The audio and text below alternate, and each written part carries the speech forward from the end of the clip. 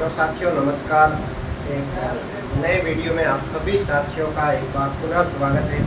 दोस्तों देखिए, जितने भी साथी मेरे से जुड़े हुए हैं वो नॉर्मली रेलवे के एम्प्लॉय है, वो डिपार्टमेंटल एग्ज़ाम्स की तैयारी कर रहे हैं। तो काफ़ी समय से वीडियो उपलब्ध नहीं करवा पाया, उसके लिए मैं सबसे पहले सॉरी। इस वीडियो में काफ़ी लोगों के कमेंट और व्हाट्सएप मैसेज भी आए हुए मेरे को कि आखिर आप बताइए कि मैथ्स के अंदर क्या पढ़ा जाए, किस टाइप के क्वेश्चंस आते हैं। तो उन लोगों का आज फाइनली इंतजार समाप्त हुआ और मैं आपको वैसे हर जगह के अलग अलग टॉपिक्स पूछे गए एग्ज़ाम्स में, बट जो नॉर्मली जहाँ से आज तक क्वेश्चंस पूछे गए हैं वो टॉपिक मैं आपके साथ आज डिस्कस करूँगा। और उनको आप किसी भी बुक से या जहाँ भी आपको सुविधा है उस हिसाब से आप उनको कवर करने की कोशिश करें। और ज़्यादा डीपली पढ़ने की जहाँ तक है मुझे आवश्यकता नहीं लग रही है। अगर आपको बेसिक सा नॉलेज रहेगा तो ये आप डिपार्टमेंटल एग्ज़ाम्स के अंदर मैथ्स के क्वेश्चंस को आसानी से बना पाएंगे। तो बिना देर किए वीडियो को शुरू करते हैं। अगर चैनल पे नए हो तो आप चैनल को सब्सक्राइब कर सकते हो तथा अपने साथी कर्मचारियों के साथ इस वीडियो को शेयर कर सकते हो। तो दोस्तों बिना देर किए शुरू करते हैं। देखिए, डिपार्टमेंटल एग्ज़ाम्स के अंदर आपके जो 100 क्वेश्चन आते हैं उसके अंदर मैं अगर बात करूँ मैथ्स की, तो मैथ्स के नॉर्मली 10 क्वेश्चन हैं वो एग्ज़ाम्स के अंदर अभी तक पूछे गए हैं। इसमें कभी कभी हो सकता है आपको मैथ्स के साथ रीजनिंग के भी क्वेश्चन देखने को मिल जाएंगे। देखिए, मैथ्स का देखा जाए तो मैथ्स बहुत बड़ी है, अर्थमेटिक और एडवांस मैथ्स को मिला रहे तो काफ़ी टॉपिक्स होते हैं और उन इतने टॉपिकों को आप इतने कम क्वेश्चंस के लिए अभी पढ़ भी नहीं सकते। और जितने मैक्सिमम जो अभी की भर्तियाँ जो 18-19 या इसके बाद जितने भी लोग जो सेवाओं में आए हैं नए, तो उन लोगों को विशेषकर मैथ्स अच्छा होता है तो उनको इतनी ज़्यादा दिक्कत नहीं आएगी। जो पुराने आज से 10 साल पहले के पुराने मेरे साथी हैं उनको ज़रूर इस मैथ्स के अंदर दिक्कत आने वाली है। तो आप भी आसानी से इसको कर सकते हो। किसी भी बुक्स लाइए, उनके बेसिक से कॉन्सेप्ट है वो आप पढ़ने की कोशिश कीजिए। देखिए, सबसे पहले मैं बात करूं अगर अलजेब्रा की, तो सबसे पहला मैं आपके साथ टॉपिक डिस्कस कर रहा हूँ अलजेब्रा। देखिए, अलजेब्रा से नॉर्मली एक क्वेश्चन आपको कैसे भी पूछा जा सकता है और उसमें जहाँ तक मैंने अभी तक देखा है तो क्वेश्चंस या तो आपको फॉर्मूले बेस पे पूछा जाएगा। तो जितने भी फॉर्मूला है, जैसे आपको पता है a प्लस बी का क्या होता है, a प्लस बी का स्क्वायर क्या होता है, ये आपको याद करना है। जैसे a प्लस बी का स्क्वायर हो गया, a माइनस बी का स्क्वायर हो गया, a प्लस बी का क्यूब हो गया, इसी प्रकार a माइनस बी का क्यूब हो गया, और इसी प्रकार a माइनस बी का स्क्वायर हो गया, a प्लस बी प्लस सी इसका स्क्वायर हो गया। और इसी प्रकार जो इन फॉर्मूलों के बेस पे जितने भी क्वेश्चंस अलजेब्रा में पूछे गए हैं नॉर्मली सिंपल से क्वेश्चंस होते हैं। और इन फॉर्मूलों को आपको इनका जो विस्तृत रूप है वो क्या होगा, इनको कैसे खोलते हैं, कैसे बंद करते हैं, उनसे संबंधित अक्सर क्वेश्चंस पूछे गए एग्जाम में। तो ये इतनी चीज़ आप याद कीजिए, सिर्फ 5-7 फॉर्मूले इनको याद कर लीजिए। इनसे संबंधित 1-2 से 8 क्वेश्चन है वो आप सॉल्व करोगे तो इसमें आपको दिक्कत नहीं आएगी। इसके अलावा नंबर सिस्टम से कुछ क्वेश्चन पूछे जाते हैं। नंबर 2 की बात करूँ तो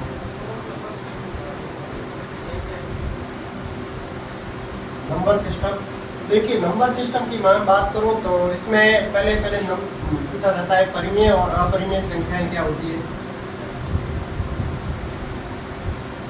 इनसे संबंधित आसान क्वेश्चन आपको पूछा जा सकता है। इसके अलावा जो अंडर रूट होता है उसको कैसे सॉल्व करते हो। और इसके अलावा मैं अगर बात करूं तो सबसे छोटी संख्या, सबसे बड़ी संख्या, 5 अंकों की सबसे छोटी संख्या, बड़ी संख्या, इसके साथ इसी के अंदर आपसे एलसीएम एचसीएफ ये भी इसमें पूछे जाते हैं। और काफ़ी एग्जाम्स के अंदर इनसे आपको सवाल देखने को मिल जाते हैं डिपार्टमेंटल एग्जाम्स के अंदर, क्योंकि नॉर्मली इसमें आसान क्वेश्चंस रहते हैं तो आप बेसिक किसी भी बुक से इसको कर सकते हो।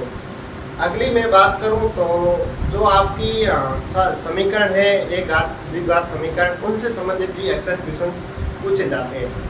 अगर मैं इसके बाद अर्थमेटिक की बात करूं तो अर्थमेटिक से कौन कौन से क्वेश्चन पूछे जाते हैं, तो मैं नंबर 2 पे बात करूं तो जितना मुझे पता है कि आपने इतना नोट कर लिया होगा, और इन फॉर्मूलों का जो पूर्ण रूपांतर क्या होता है वो भी आप जरूर आते हैं। और हो सकता है मैं एक ऐसा 1-2 से 4 ऐसे वीडियो बनाऊं जिसके अंदर जितने भी शॉर्ट्स फॉर्म है मैथ्स के अंदर फॉर्मूले वगैरह है वो मैं आपके साथ डिस्कस करूँगा। तो छोटा वीडियो तो आप देख करके ज़रूर बताएं। देखिए नंबर 2 अर्थमेटिक की मैं बात करूं, देखिए अर्थमेटिक के अंदर सबसे इम्पोर्टेंट जो सबसे पहला टॉपिक होता है वो होता है परसेंटेज। तो परसेंटेज आपका टॉपिक बिल्कुल क्लियर होना चाहिए, क्योंकि परसेंटेज के बेस पे ही आपका लॉस प्रॉफिट होता है, और रेशियो एंड प्रोपोर्शन होता है, मिक्सर एलिगेशन होता है, बहुत सारे टॉपिक्स होते हैं वो प्रत्यक्ष और अप्रत्यक्ष रूप से परसेंटेज सेक्टर से जुड़े होते हैं। तो परसेंटेज आपको अच्छे से आना होना चाहिए। देखिए नॉर्मली आपको परसेंटेज का मीनिंग पता होना चाहिए। मीनिंग क्या होती है, किसी संख्या को परसेंटेज में कैसे बदलते हैं, परसेंटेज को कैसे कैलकुलेट करते हैं, वोटिंग संबंधित प्रश्न कैसे सॉल्व करते हैं, कुछ मिक्सर और एलिगेशन के क्वेश्चन भी परसेंटेज से सॉल्व किए जा सकते हैं। इस प्रकार के जितने भी क्वेश्चंस बनते हैं वो बेसिक नॉलेज होता है, वो परसेंटेज का आपको किसी भी बुक्स में मिल जाएगा, वो आपको होना चाहिए, इसके बिना काम नहीं समझ हो रहा है। अगला अगर मैं क्वेश्चन की बात करूं तो इसमें आपको प्रॉफिट एंड लॉस, जिसे आप नॉर्मली लाभ और हानि बोलते हैं, और ये टॉपिक भी आपको क्लियर करना है कि नॉर्मली लाभ हानि डिस्काउंट इस पे आधारित क्वेश्चन होते हैं कि कैसे एमआरपी क्या होती है, सीपी क्या होती है, और जो प्रिंटेड रेट एमआरपी होती है, सीपी होती है, एचपी होती है, प्रॉफिट कब होता है, लॉस कब होता है, प्रॉफिट परसेंटेज कैसे ज्ञात करते हैं, लॉस परसेंटेज कैसे ज्ञात करते हैं, ये सारी चीज़ें आपको इसमें पता होनी चाहिए, और इससे क्वेश्चंस अक्सर पूछे जाते हैं। अगले की मैं बात करूं तो टाइम एंड वर्क से भी क्वेश्चंस पूछे जाते हैं, और ये भी आपको ध्यान रखना चाहिए। टाइम, वर्क और जो पैसा है वो इसके रेशियो के अंदर बांटना, तो उसको आप मनी बोल सकते हो। टाइम, वर्क और मनी, इससे संबंधित ही क्वेश्चन पूछे जाते हैं। देखिए टाइम वर्क के क्वेश्चंस आप अगर एग्ज़ाम पास करके आए मैक्सिमम लोग, तो उसमें आपने मैथ्स में पढ़ा होगा, सीखा होगा, जब 2 आदमी मिलके काम करते हैं, कोई चला जाता है, कोई आ जाता है, कोई बीच में सुन देता है, 3 हो जाते हैं, उसको कैसे सॉल्व करते हैं, वो सारी चीज़ें आपको पता होनी चाहिए। आप एक बार सरसरी नज़रों से इस टॉपिक को ज़रूर देख लें, ये वेरी इंपॉर्टेंट है, और जितना काम करोगे उसी के अनुपात में इनका पैसा है वो बांटने संबंधित भी अक्सर क्वेश्चंस पूछे जाते हैं, तो ये भी आपको ध्यान में रखना है। अगला टॉपिक की मैं बात करूं तो अगला टॉपिक है वो है रेशियो एंड प्रोपोर्शन। आपने पढ़ा भी होगा कि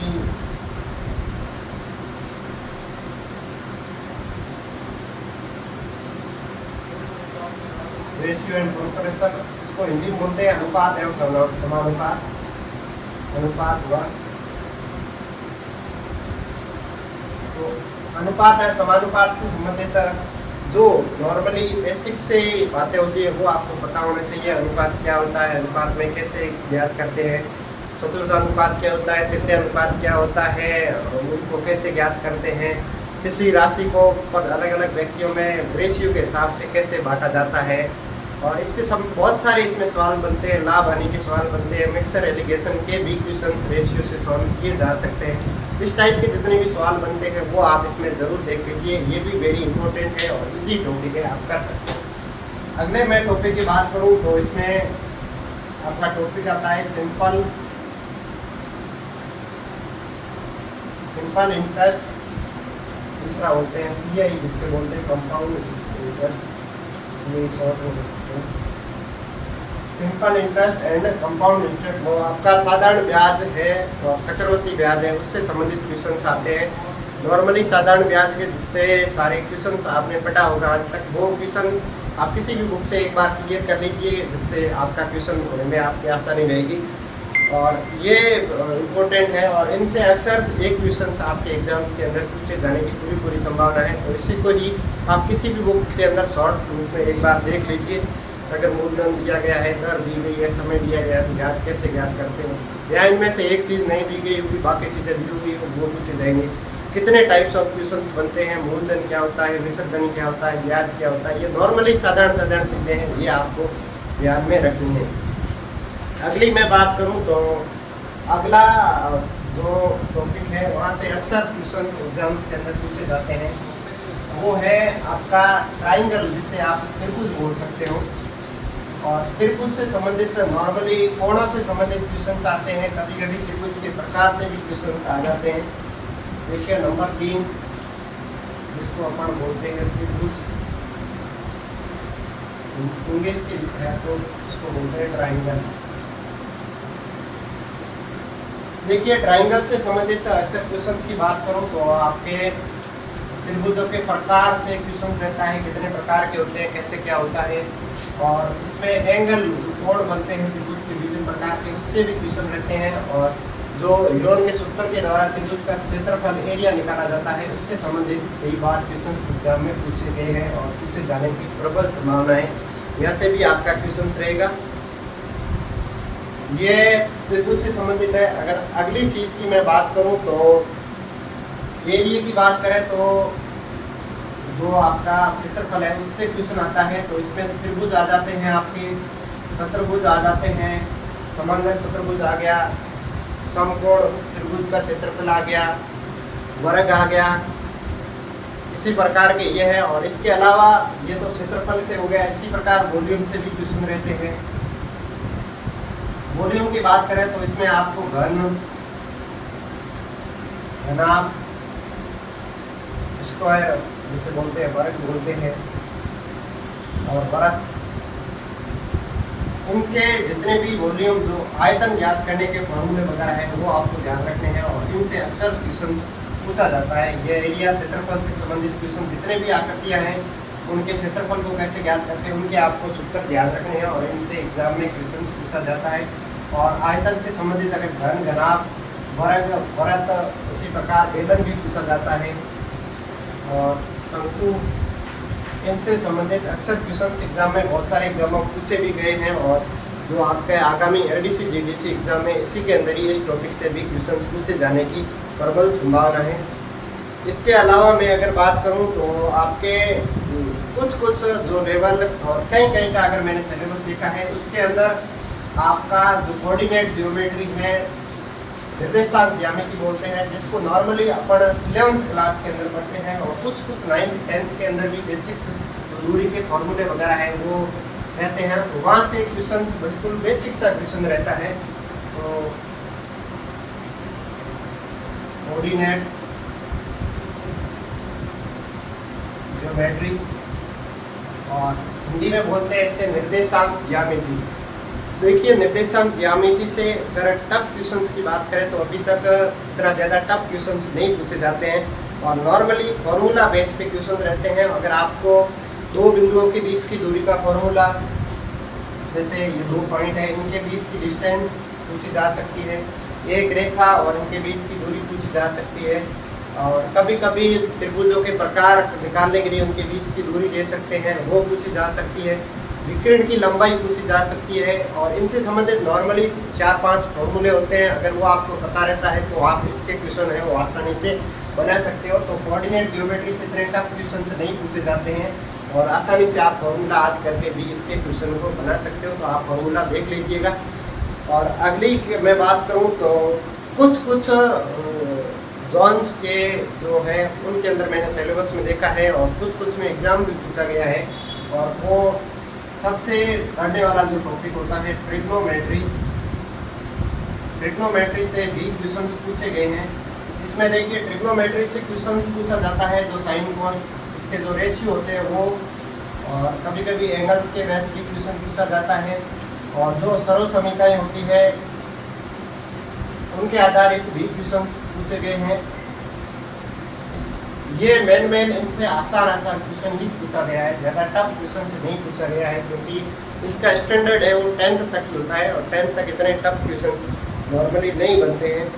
और इसके अलावा मैं अगर बात करूं तो जो ट्रिग्नोमेट्री के एप्लीकेशंस है, जिसको हम बोलते हैं अनुप्रयोग एप्लीकेशन, और इसमें नॉर्मली जो हाइट एंड डिस्टेंस है वहाँ से क्वेश्चन जरूर पूछा जाता है। हाइट एंड डिस्टेंस से भी क्वेश्चन पूछा जा सकता है। तो अगर आप ये टॉपिक देखें तो इसके रेशियो कैसे निकालते हैं, एंगल, सर्व समीकरण, ये भी आपको पता होना चाहिए, हाइट डिस्टेंस पता होना चाहिए। इसके अलावा वो आपकी जो रेशियो की टेबल है वो भी आपको अच्छे से पता होनी चाहिए, जिसके मान देख के भी आपको क्वेश्चन पूछा जा सकता है। अगले की मैं बात करूं तो जो सबसे लास्ट है और जो model of group D NTPC railway के किसी भी एग्जाम्स के लिए सबसे जो इम्पोर्टेंट टॉपिक रहता है वो है स्टैटिक्स का, और वहाँ से भी क्वेश्चंस डिपार्टमेंटल एग्जाम्स के अंदर पूछे जाते हैं। स्टैटिक्स देखिए, स्टैटिक्स से नॉर्मली 3 ही क्वेश्चन पूछे जाते हैं, मीन, मोड, मीडियन। देखिए, माध्य, बहुलक, माध्यिका, इनसे संबंधित क्वेश्चन पूछे जाते हैं कि ये नॉर्मली फॉर्मूला बेस होते हैं। इनके फॉर्मूला और बेसिक से जो फॉर्मूले के अंदर जो यूज़ किए जाते हैं सिंगल, उनके अगर आपको पता होते हैं तो ये क्वेश्चन आप आसानी से सॉल्व किए जा सकते हैं। इसके अलावा 2 क्वेश्चन पूछे जाते हैं कि जो माध्य विचलन क्या होता है, और दूसरा होता है जो स्टैंडर्ड विचलन होता है वो क्या होता है। तो इनसे संबंधित ही इसमें अगर क्वेश्चन पूछा जाता है, एक पूछा जाता है माध्य विचलन, विचलन से संबंधित क्वेश्चन एग्जाम्स के अंदर पूछा जाता है। तो ये मैंने आज डिस्कस किया आपके साथ कि आपको रेलवे के जितने भी डिपार्टमेंटल एग्जाम्स हैं उनके लिए मैथ्स के अंदर क्या क्या पढ़ना है और क्या क्या आप छोड़ सकते हो। जो जितनी सारी मैंने चीज़ें बताई है ये नॉर्मली आपको पढ़ना ही पढ़ना है, इसके बिना आप जो 10 क्वेश्चन आने वाले उनको सॉल्व नहीं कर सकते हो। इनमें आपको ज़्यादा डीपली जाने की ज़रूरत नहीं है, बिल्कुल बेसिक से चीज़ें पढ़िए। और अगर आप कमेंट करके मुझे बताते हो और तो मैं आपको इनके जो बेसिक से फॉर्मूले और बेसिक्स रूल है वो मैं एक क्लास के माध्यम से आपको साथ शेयर करने की बिल्कुल कोशिश करूँगा। तो दोस्तों, इस वीडियो के अंदर इतना ही। वीडियो कैसा लगा आप कमेंट करके ज़रूर बताएं। जय हिंद, जय भारत।